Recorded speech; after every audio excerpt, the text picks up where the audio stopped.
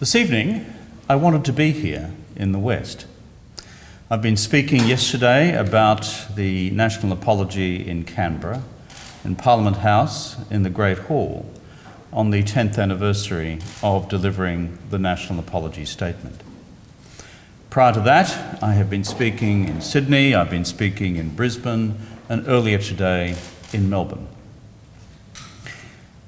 The reason I wanted in particular to be here is because this part of Australia is the home of so many Indigenous Australians and of such deep antiquity across the 65,000 years of Indigenous continuing settlement of this continent. I've travelled enough over the years in my time as Prime Minister to know how deep and rich the Indigenous traditions are here and how diverse. And therefore it would be wrong in this year of anniversaries not to be here with you.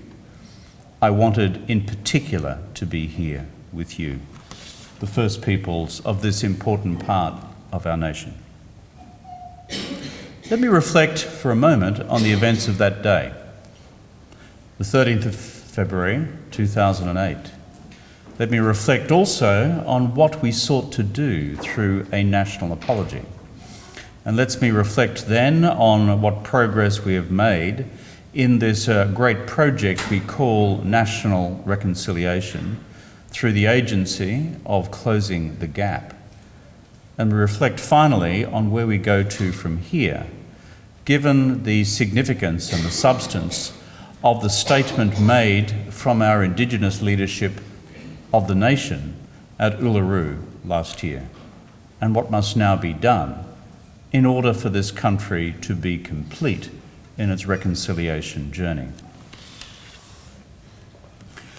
10 years ago, when my wife Therese and I, accompanied by Jenny Macklin, walked to the ceremonial entrance of Parliament House in Canberra to greet members of the Stolen Generation, it was the end of a process which had begun decades before. I've been in public life long enough to know that when you arrive on a particular political stage, many have been there labouring the fields long before you were ever thought of, let alone before you landed on that stage yourself. And so it was with the Bringing Them Home report. And to hear Ben's story of his dad is one of thousands of tragic stories I've heard across this country.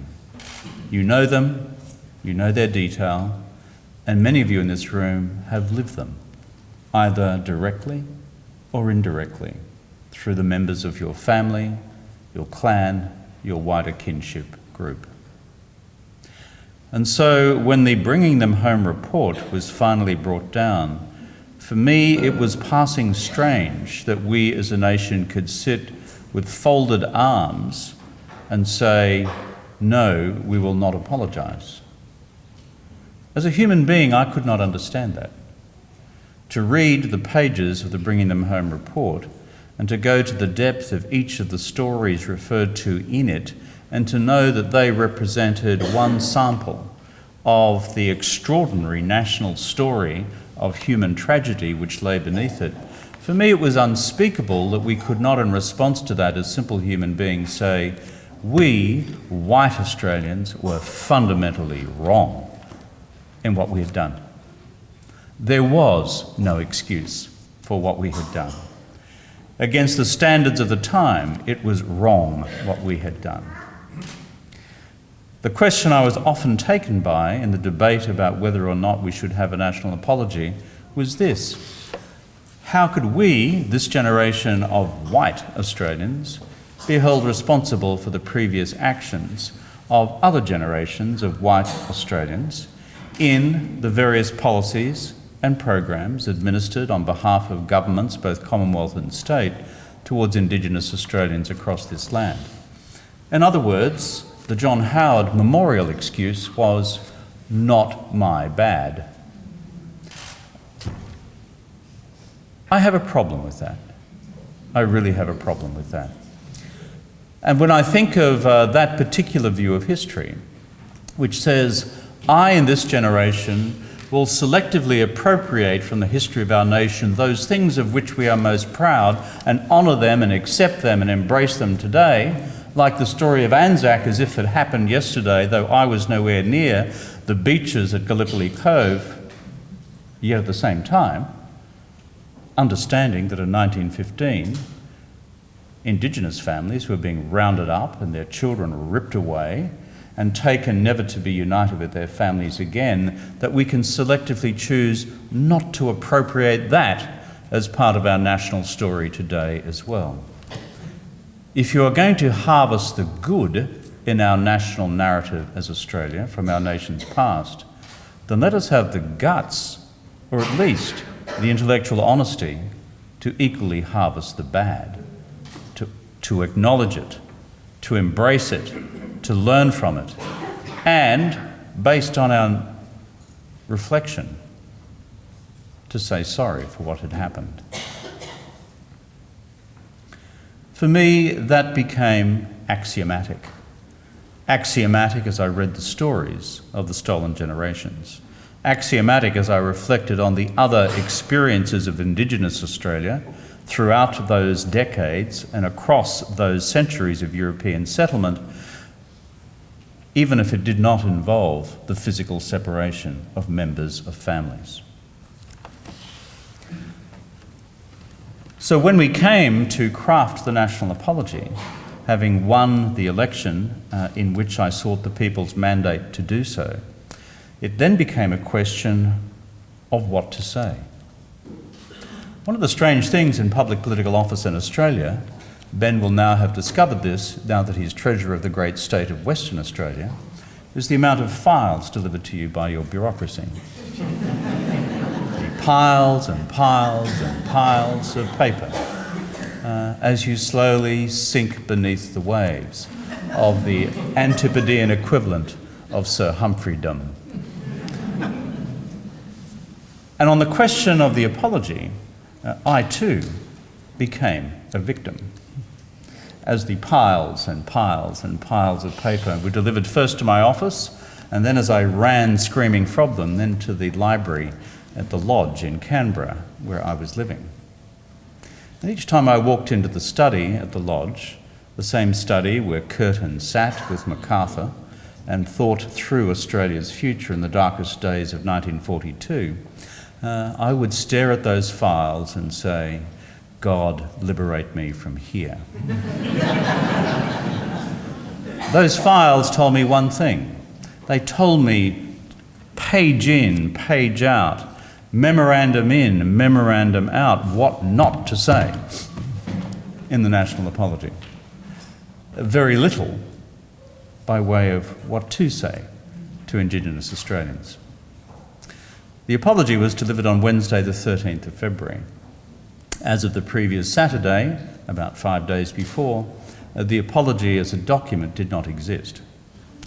There were very neatly piled in the middle of the desk a stack of blank white pages, a pen, a glass of water, and my cat Jasper. As I sat, looked, and waited for inspiration from above, from below, from anywhere, and still it did not come. I then rang Jenny Macklin, the Minister, who has been a great advocate of Indigenous Australia.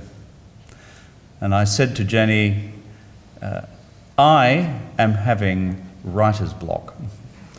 I need to speak directly this weekend to a member of the stolen generation.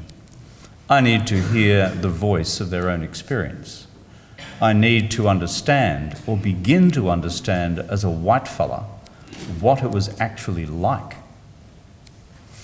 And so, after a few calls were placed, we landed at the house of the lady I referred to in the text of the apology of Nana Fijo, herself from the Northern Territory, her daughter then in Canberra, as the Commonwealth car and the fleet of security vehicles pulled up at the suburban house somewhere in Canberra, as we all piled out into a modest bungalow, greeted by Nana Fijo, whose remarkable, wonderful, welcoming statement was, "Who are you?"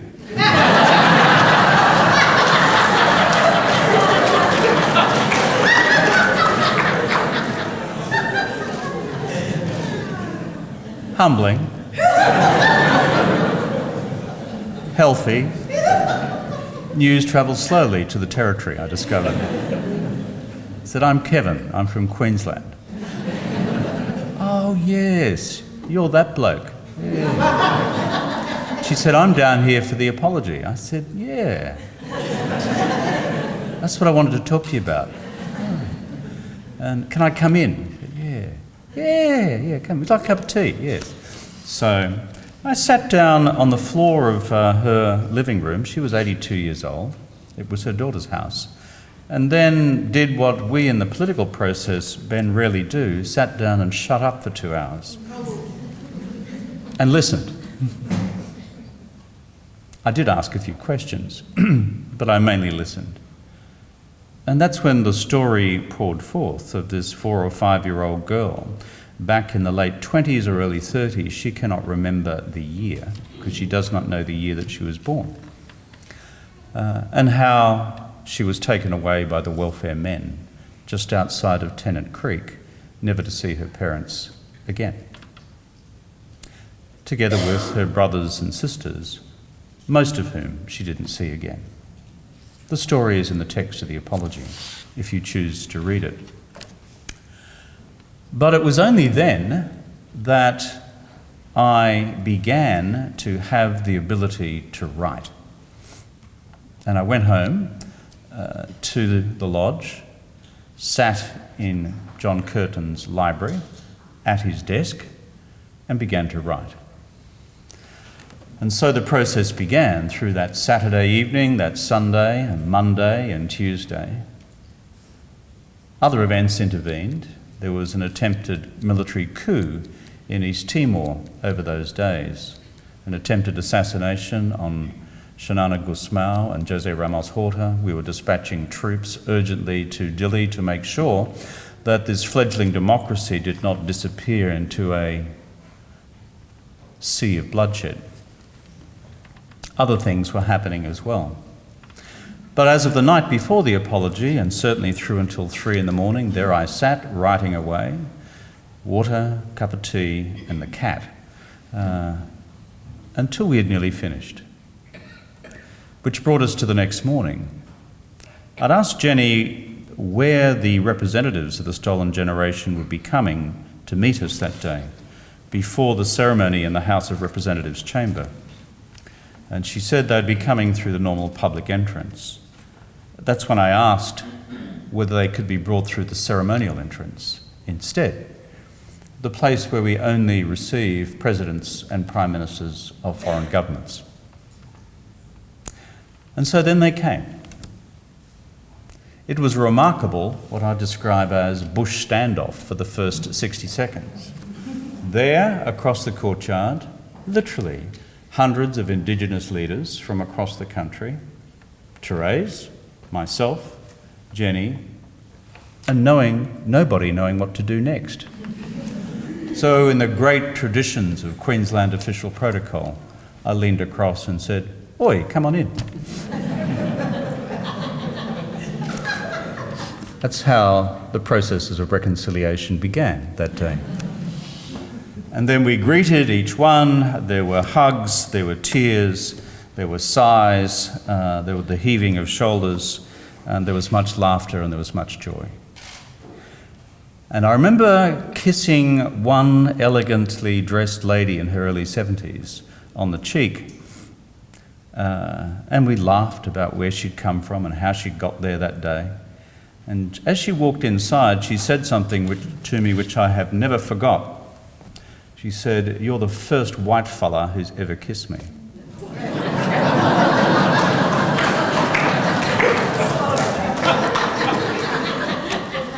Now,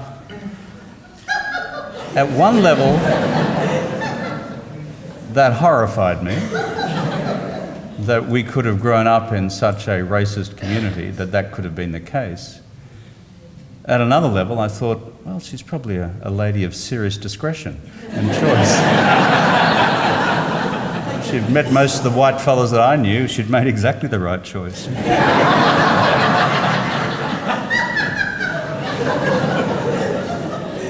And so the day began. Albo, known to many of you here, Deputy Prime Minister, when I returned to the office of Prime Minister for the second time, he was Leader of the House. He walked in at 9:15 and said, "Okay, mate, off we go. First day in Parliament." And he looked down at me as I was tapping away on the last couple of paragraphs of the speech. And he said, expletive deleted, "You haven't finished yet." I said, "Yes, mate, I'm not happy with the ending of this." And so at 9:05, I scribbled out the last few phrases and off we went. And Patrick Gorman, the State Secretary of the Labor Party, who's with us here this evening, subsequently worked on my staff. He knows something of my writing style, which is we begin to craft only when we're ready to write, and we finish when we think we need to finish. And it can be terrifying for those who work for me. The day you've seen. I must admit, though, having gone into that day, I did so with a great sense of national responsibility. And I did so with a sense of foreboding. I had no idea about two things. One was whether the combined Indigenous leadership of Australia would accept the apology that I was about to offer. And the second is what the reaction from the rest of the country would be. On the first, it had been my assumption that if I was a black Australian and been through 210 years of abject mistreatment, why would I accept some white fella's apology who thinks he's bright-eyed, bushy-tailed, just been elected, here you go, bang, there's an apology, Bob's your uncle, off we go. Why would you accept that? And so I did not know how this would be received. I had no idea. The second was, coming from rural Queensland where I grew up, I had my seatbelt fastened for what I anticipated to be a sustained national racist reaction. I'm from Bjelke-Petersen's, Queensland. My father was a member of the Country Party. I grew up on a farm. I know something of the deep racism of this country. My mum, God bless her soul, was from exactly the reverse caste.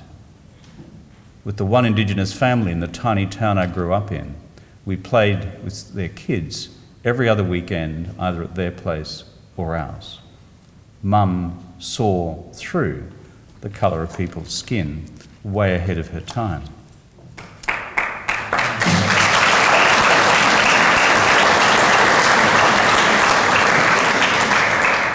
But for the rest of that community in Bjelke-Petersen's Queensland, let me tell you, these were shades of an apartheid that we saw across the ocean from here. And therefore, I fully expected that these forces would be harnessed. Remember, Howard had opposed the apology, Abbott regarded it as pure tokenism, and Dutton refused to attend. He boycotted the day, being the person of such refined sentiment that he is.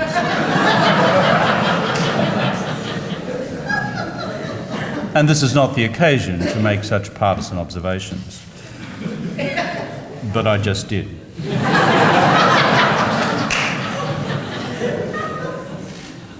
But you know, the miracle of the apology lay in those two things. One, that Indigenous leadership, there assembled, received the apology and accepted it in the terms in which I offered it. You could have knocked me over with a feather. And second, I had no idea there were people on the lawns outside. I had no idea that there were people watching around the country. I had no idea. I was just focusing on getting the text right. I had no idea that people were watching around the world. It was streamed live on BBC, on CNN. Every country in the world. How do I know that? Because every head of government I met in the months following would tell me what I had said in detail and what it looked like. And so what stunned me is that we actually brought the nation with us, in large part through the extraordinary work done by the Bringing Them Home report, the Sorry Day marches, the work which so many of you had done at a community level over such a long period of time. But we brought the nation with us. And the world paid attention. You know, white folks in this country had often had this view that the rest of the world thought we're a bunch of rollicking, good fun, decent, fair-go Australians, spirit of Gallipoli, irreverence and the rest, Aussie Joe, diggers, come thither, Don Bradman, all the collective folklore of our own imaginings. That much is true, but with one profound reservation in the minds of the world, which was how we treated our First Peoples. And they always saw in us then a dose of racist South Africa. An uncomfortable thing to say, because we never saw ourselves that way, white fellas. But on the reality of what had happened, we were very much coloured by that perception. And so when the world saw this happening, they said, this is a new Australia. They have turned a corner. They've decided as a settler community that you can do things differently. So what does it mean 10 years later? I cannot honestly answer that question. I'm not an Indigenous Australian. And I see so many Indigenous faces with us here today who have different answers to that. What I've heard this last week, including my discussions with Indigenous people and members of the stolen generation from Queensland, from New South Wales and elsewhere, is that at last, they said, we had noticed. At last there was an acknowledgement of wrong done. At last there was an attempt to build this fundamental emotional and spiritual bridge of reconciliation from the premise that we, white folk, had fundamentally wronged the First Peoples of this country. No ifs, no buts, no maybes. Which is why I inserted against the legal advice in the text of the apology that I offered this apology without reservation and without qualification.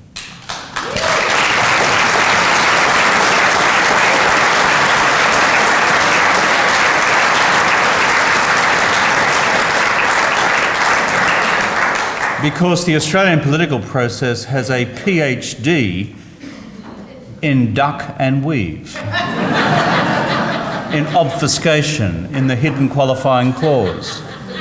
We've all been there, we've all seen it, and occasionally we've done it, but not that day. There has been some healing as a result of that, but the other part of the apology lay very much in what we would then do with closing the gap. And this is a harder story to tell. I was convinced that Howard's argument and Abbott's argument that we should only be concerned about practical reconciliation was an easy way out to do nothing. Howard, a proud and arrogant man, could never say he was wrong. Either wrong on this, or wrong on the invasion of Iraq, or wrong on anything else. But he was profoundly wrong. So saying that you were wrong was the first step, but it was simply walking across a bridge in order to begin a second and substantive conversation about how we could set those wrongs to right. And that was the process we began with closing the gap. These are targets for closing the gap in health and education and in housing and employment and in longevity have been the subject of much criticism in the years that have passed since then. I make no apology for them. They were designed to be ambitious. They were designed to be hard. They were designed each year to challenge the Australian body politic to become honest about whether progress or regress was being achieved and delivered. It's so easy to sweep things away which are not measured. The questions of how many Indigenous babes are dying in childbirth or not surviving infancy is real data. The question of how many Indigenous kids are making it to preschool at the age of 4, there is real data. How many are making it through literacy and numeracy advancement through primary school and secondary school? There must be real data. School attendance levels, there must be real data. Year 12 completion rates, there must be real data. And so too with those who go on to university and further education, and those who go on to employment, there must be real data. Just as there must be across housing, there must be across all the other social indicators against which we would measure social justice in any community. So why not cause us each year to measure ourselves about what we had done or failed to do? And as I looked at those who have succeeded me as Prime Minister and looked in their eyeballs on the day each year around the 13th of February when they must stand before the Parliament and report, and I look at the discomfort in their eyeballs, I give a little quiet air punch. It was designed to be uncomfortable.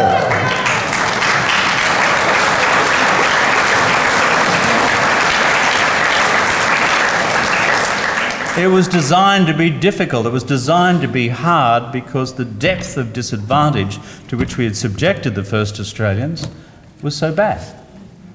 Business as usual was not an option. Simply saying a bit of nip here, a bit of tuck there, a few extra programs there, a speech on Thursday night, barbecue on Sunday, it'll all be fine. Everyone feels the afterglow of the apology. Bob's your uncle. That's not the way in which I am built. I am concerned about justice in how it is achieved, not just in the things we say and not just in the reconciliation of our remarks and our embrace, but then what we do together to right that injustice.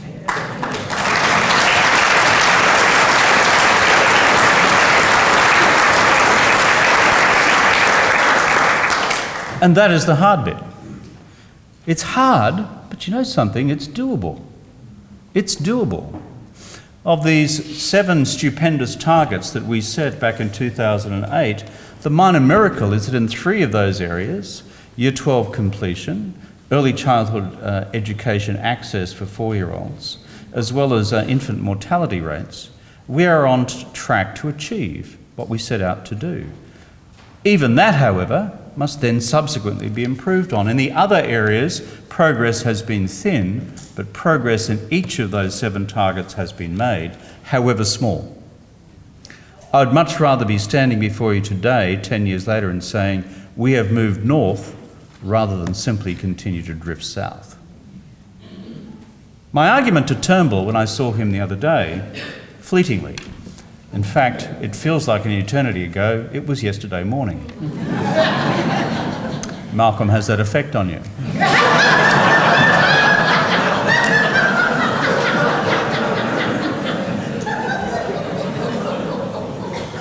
Was, Malcolm, these targets must be sustained and enhanced. They must not be weakened or watered down. Because these must be the benchmarks of social justice that we deliver to Indigenous Australians, in partnership with Indigenous Australians, based on the local experience of Indigenous Australians, owned by local Indigenous communities. If we walk away from this because it's all too hard to be measured, we diminish ourselves, we diminish the nation, and we diminish further Indigenous Australians, and that is wrong. So let's add to these targets, Malcolm. Let's add to them a new target on bringing down the rate of Indigenous incarceration.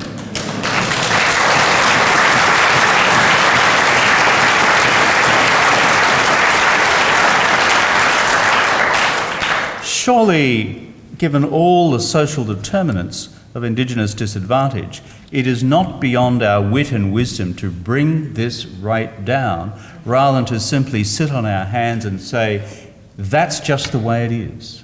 For me, that is simply a statement of national learned helplessness, rather than a resolve that we can actually turn this around. It's hard stuff, I know. I'm from Queensland, you're from WA. It's tough, but it's doable. We can do it. And we can, and we must do it. And similarly with the rate at which Indigenous children are being taken from their families into other forms of care, away from wider family and kinship groups. Let us set ourselves a target there. Let us set ourselves targets in terms of how many Indigenous young people go on to our universities and become the leaders of tomorrow, so that we have 1,000 Ben Whites and not just one. That is the Australia of the future I want to see. I want to see.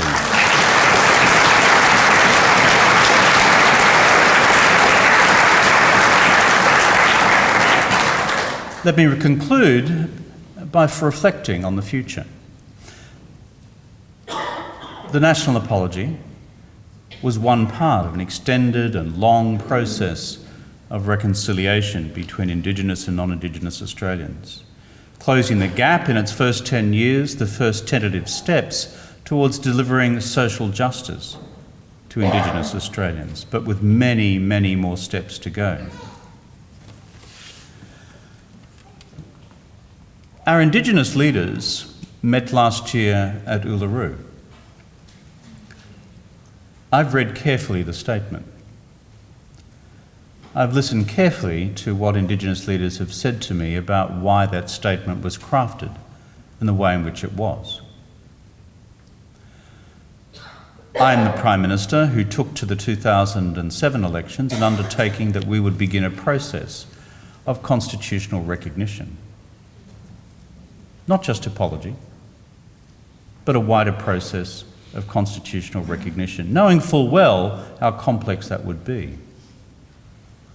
And when Uluru said, okay, through the Indigenous leadership of the country, we've heard what you have said, whitefellas, on constitutional recognition, that's fine, but we're not interested in a sop. We want something of substance, of real substance. And as I've looked through the text of the statement from the heart delivered by Indigenous Australians and the surrounding document of the recognition committee that was established both by the Prime Minister and by the Leader of the Opposition, it is clear to me that the Uluru Statement of the Heart is about something quite different to what we whitefellas had originally in our mind. And what it is a cry for shared sovereignty with white Australians, an act of shared sovereignty between First Nations of this country and the settler societies of this country as well. If you look carefully at what it said in the text of the Uluru Statement of the Heart, it is a call first and foremost for the constitutional entrenchment of an Indigenous national voice. It is also a call for the legislative enactment of a Marikata Commission, which in turn becomes the vehicle through which we negotiate treaty between the First Nations of this country and the existing governments of this country, both Commonwealth and state. I've looked at this carefully. Malcolm didn't expect any of it. Mr. Turnbull, that is. He thought that we were somewhere else in the national discourse. And my response when I see the text of the Statement of the Heart is along these lines. If that is what Indigenous Australians, through their leadership, have said is the next step in this journey towards a reconciled Australia, then what is wrong with it? What is wrong with it?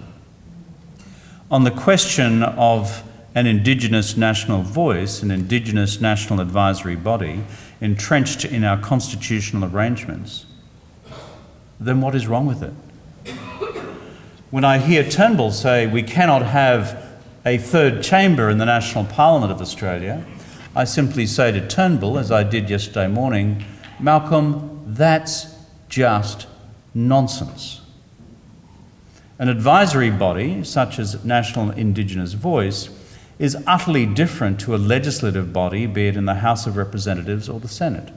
They are the two constituted chambers of the Australian Parliament under the terms of the Constitution Act of 1900, reflected in our federal arrangement since the meeting of the first Parliament in 1901 in Melbourne. This is of an entirely different character. It is charged, according to the Uluru Statement, with providing properly constituted advice from an Indigenous body on the laws to be enacted by the Parliament which relate to Indigenous peoples, under the existing provisions of the Constitution which enable the Parliament to so act. So when I look at this in its text, I simply say, what is wrong with that? But more fundamentally, I say, if Indigenous leadership gathered at Uluru have said that this is the next step in this journey, then at least we should respond to it with respect and take it further in our national conversation about what then is to be done. Instead, our Prime Minister chose to slam the door shut. I said to him yesterday, that was wrong. If I've learned anything in the processes of Indigenous reconciliation, it is to keep the door open, and when Indigenous leadership come to you with a proposal, to treat it with respect, even, Malcolm, if it is something which you have not anticipated or not thought of first. There are things, Malcolm, in this country which you may not have thought of first.